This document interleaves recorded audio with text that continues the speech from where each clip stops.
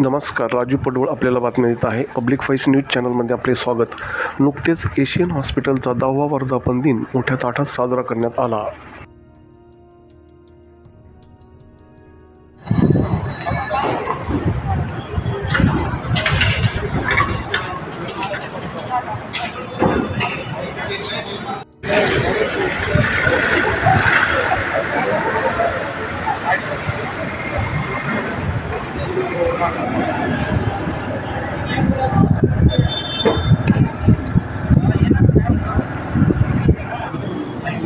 चलो आ जाओ, एक ही कर दी। चलो जल्दी जल्दी आ जाओ, हो लेना है। पूरी कैमरा केक कटिंग करूयात आपण आता.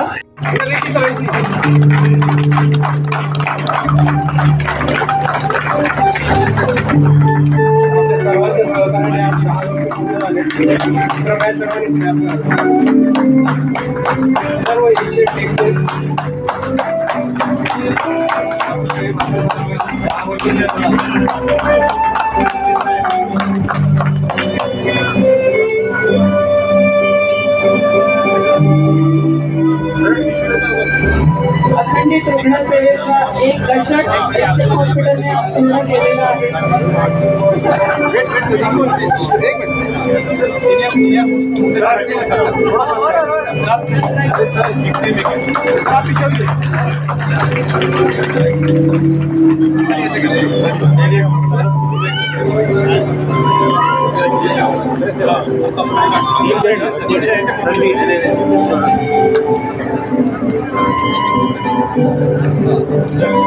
Thank you.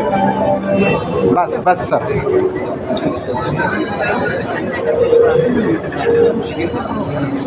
आता सर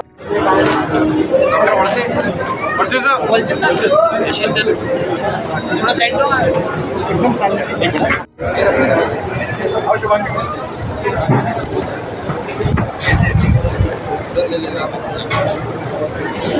आगे जाइए ना।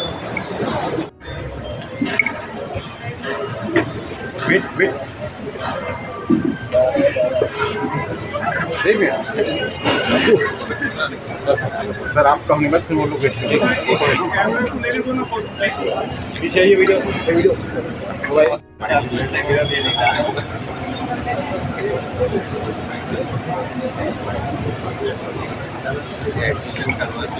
हो गया।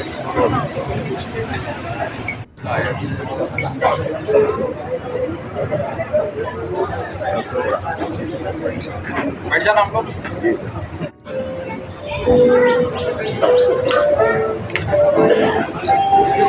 सर के शिष्य आ रहे हैं। क्या सर इक्विपमेंट्स आहेत त्यांचा मी एक स्पेशल वॉर्ड ज्याला आपण ग्रीनमध्ये यूनिट पॉइंट जो थे उस वार्ड की ओपनिंग पर आया था।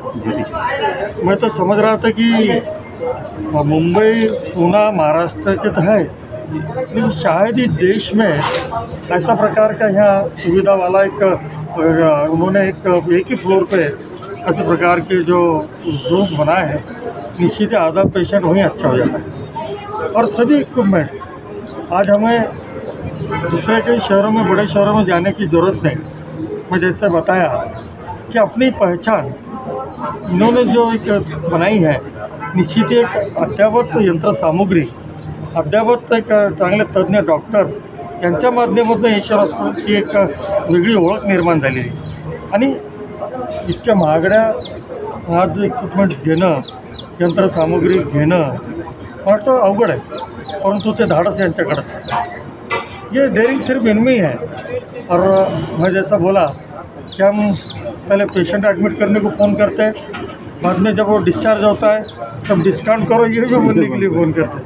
तो डॉक्टर साहब ने एक बार बोला कि डॉक्टर साहब एक ही काम के लिए फ़ोन कीजिए, एडमिशन के लिए कीजिए, नहीं तो डिस्काउंट के लिए कीजिए. पण विनोदानी बोल रहे, पण ते बोले आपके जितने फ़ोन आते हैं सभी को हम कंसिडर करते हैं, सभी का सम्मान करते हैं. ये कि उनकी अलग खासियत है. निश्चित ही शोएब अस्लम साहब एक जिगरबाज इंसान, म्हणजे त्यांचं मन जे आहे मोठं मन आहे आणि ते स्वतः गरिबीतनं इथपर्यंत आलेत, म्हणून गरिबांची सुद्धा ते व्यथा समजू शकतात. त्याच उद्देशाने ते रुग्णांना मदत करत असतात. ही एक सामाजिक भावना, एक बांधिलकी, याच्यातनं हे रुग्णालय एशियन मेडिकल निश्चितच हा धावा आहे.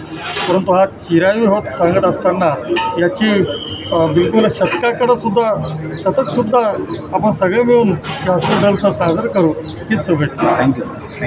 एनिवर्सरी के लिए इन्वाइटेड था, मैं आया हूँ यहाँ.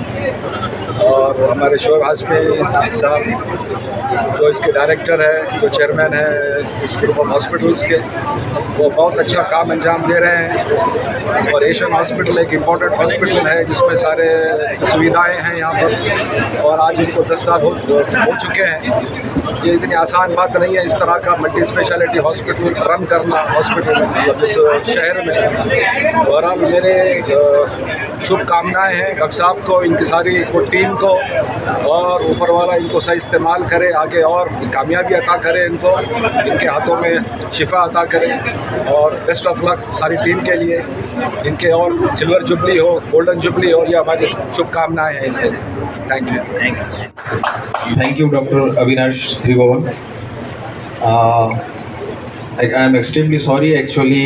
हमारा सफ़र ही बहुत कांटों भरा, बहुत मेहनत वाला था, तो वो देखने के बाद थोड़े इमोशंस आ गए हैं. जिस किसी ने ये वीडियो तैयार किया है हमारे स्टाफ ने, आई थिंक अली और सुहास और उनके साथ इमरान और काफ़ी लोगों ने इस पर शायद मेहनत की है. और मैंने फ़र्स्ट टाइम ये वीडियो देखा हो, तो देखने के बाद हमें खुद महसूस हुआ कि हम कहाँ से शुरू हुए थे और कहाँ तक पहुँचे हैं, इसका हमें एहसास भी नहीं था.